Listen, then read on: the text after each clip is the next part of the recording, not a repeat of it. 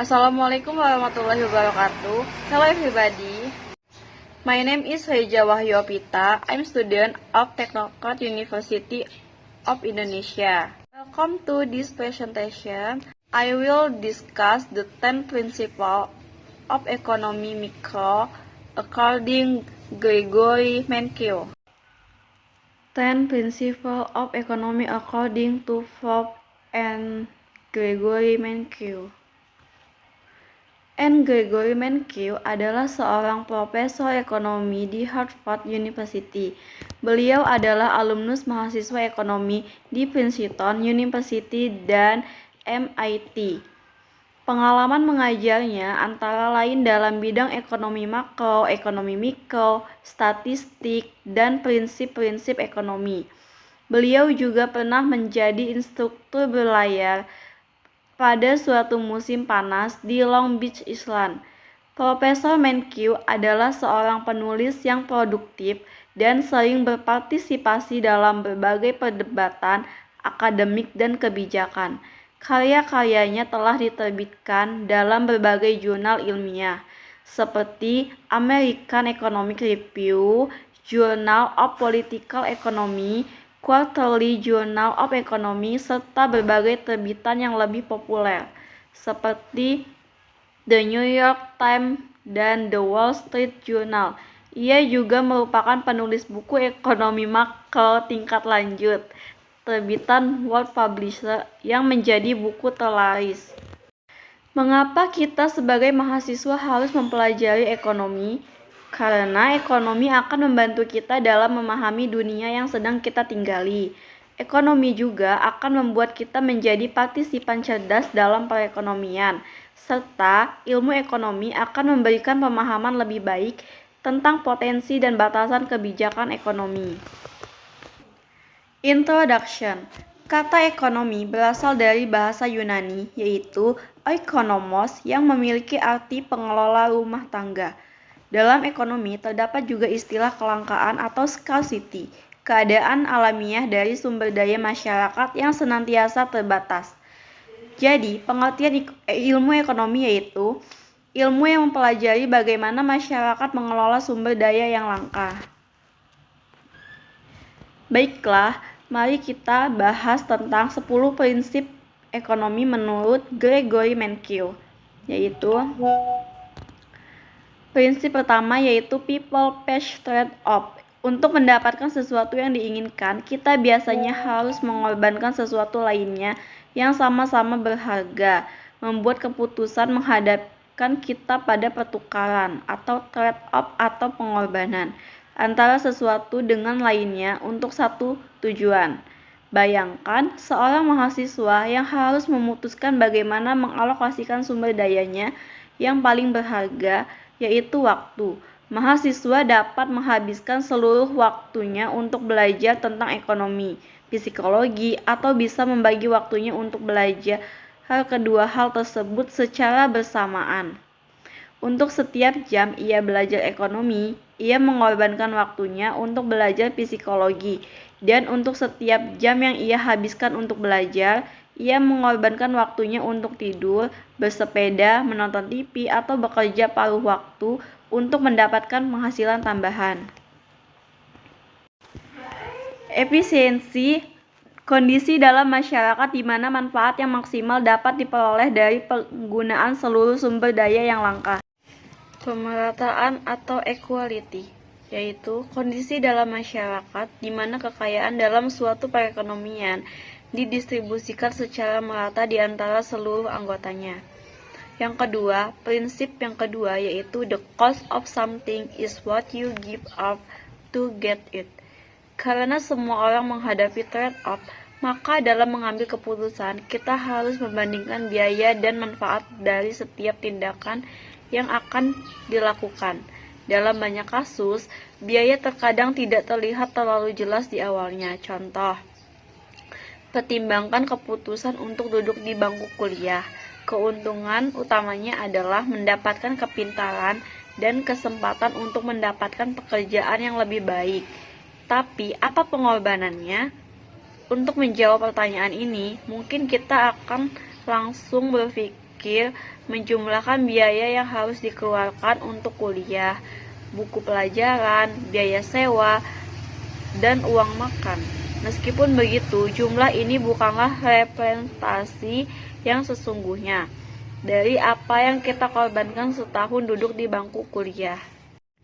Menonton film tidak hanya keluar uang untuk membayar tiketnya saja, tetapi banyak hal yang harus dikorbankan, seperti waktu yang kita habiskan di bioskop, nilai uang yang dihabiskan untuk membeli minuman dan makanan dan lain-lain, biaya kesempatan atau menonton film tidak hanya keluar uang untuk membayar tiketnya saja, tetapi banyak hal yang harus dikorbankan, seperti waktu yang kita habiskan di bioskop, nilai uang yang dihabiskan untuk membeli minuman dan makanan dan lain-lain, biaya kesempatan atau opportunity cost, hal-hal yang harus dikorbankan untuk mendapatkan sesuatu. Menonton film tidak hanya keluar uang untuk membayar tiketnya saja, tetapi banyak hal yang harus dikorbankan, seperti waktu yang kita habiskan di bioskop, nilai uang yang dihabiskan untuk membeli minuman dan makanan dan lain-lain, biaya kesempatan atau opportunity cost, hal-hal yang harus dikorbankan untuk mendapatkan sesuatu. Prinsip yang ketiga yaitu rational people think at the margin. Para ekonom umumnya mengasumsikan jika individu adalah rasional. Individu yang rasional atau rational people adalah seseorang yang secara sistematis dan sadar melakukan tindakan terbaik yang dapat dilakukannya untuk mencapai tujuan. Orang-orang yang rasional memahami bahwa keputusan dalam hidup jarang ada yang benar-benar hitam atau putih, tetapi biasanya ada di daerah abu-abu. Para ekonom menggunakan istilah perubahan marginal atau marginal change untuk menjelaskan penyesuaian-penyesuaian berskala kecil terhadap sebuah rencana kerja yang sudah ada sebelumnya. Margin sama dengan tepi, jadi perubahan marginal adalah penyesuaian di tepi-tepi suatu hal yang kita kerjakan. Seseorang yang rasional biasanya membuat keputusan dengan membandingkan manfaat marginal dengan biaya marginal. Prinsip yang keempat yaitu people respond to incentive. Insentif adalah segala sesuatu yang mempengaruhi seseorang dalam bertindak. Insentif sangat penting dalam menganalisis bagaimana pasar bekerja. Contoh, ketika harga buah manggis naik, orang-orang memutuskan untuk memakan sedikit buah manggis. Dalam waktu yang sama, pemilik kebun buah manggis memutuskan untuk mempekerjakan lebih banyak pekerja dan memanen lebih banyak buah manggis. Dengan kata lain, tingginya harga di pasar memberikan insentif bagi pembeli untuk mengonsumsi dalam jumlah yang sedikit dan memberikan insentif bagi penjual untuk memproduksi lebih banyak. Bagaimana masyarakat berinteraksi? Prinsip yang kelima yaitu trade can make everyone better off. Perdagangan membuat semua orang dapat berspesialisasi dalam keahlian mereka, seperti beternak, menjahit, atau membangun rumah. Dengan berdagang, masyarakat dapat membeli lebih banyak barang dan jasa dengan harga yang lebih murah. Prinsip yang keenam yaitu market are usually a good way to organize economic activity. Pasar yaitu sekelompok pembeli dan penjual. Perekonomian pasar atau market economy yaitu suatu jenis perekonomian yang mengalokasikan sumber dayanya melalui keputusan-keputusan terdesentralisasi dari berbagai perusahaan dan rumah tangga saat mereka berinteraksi di pasar barang dan jasa. Terdesentralisasi yaitu berarti tidak ada komite pemerintah yang membuat keputusan tentang barang apa yang akan diproduksi dan sebagainya. Prinsip ketujuh yaitu government can sometimes improve market outcome.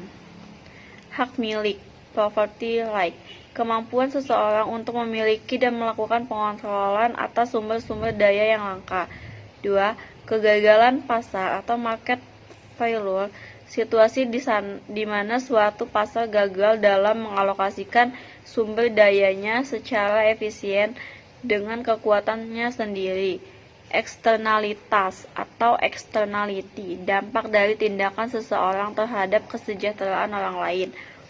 Kekuatan pasar atau market power, yaitu kemampuan dari pelaku ekonomi tunggal atau sekelompok orang yang secara substansial dapat mengatur harga di pasar. Bagaimana perekonomian secara keseluruhan bekerja? Prinsip yang ke-8 yaitu country's standard of living depends on its ability to produce goods and services. Perbedaan standar hidup di berbagai negara sangatlah mengagetkan.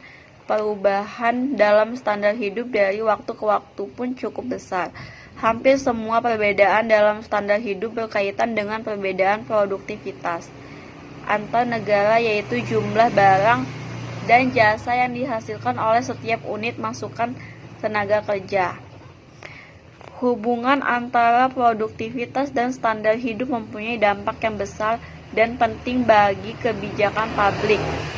Produktivitas bergantung pada peralatan, keterampilan, dan teknologi yang tersedia bagi pekerja.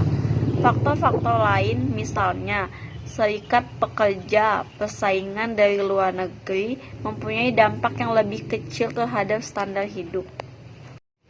Prinsip yang ke-9 yaitu price rise when the government print too much money.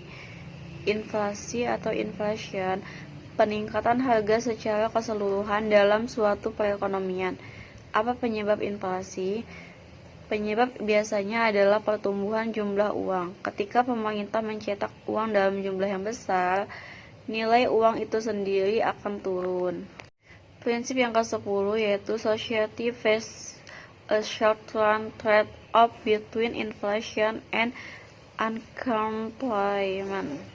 Meskipun tingkat harga yang tinggi berada dalam jangka panjang, dampak utama peningkatan jumlah uang dalam jangka pendek lebih kompleks dan bersifat kontroversial.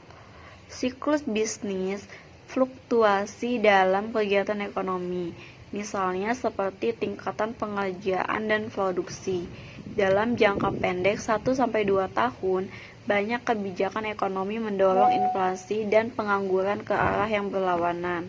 Faktor-faktor lain dapat membuat pertukaran ini lebih atau kurang menguntungkan, tetapi pertukaran ini selalu ada. That's enough presentation for me.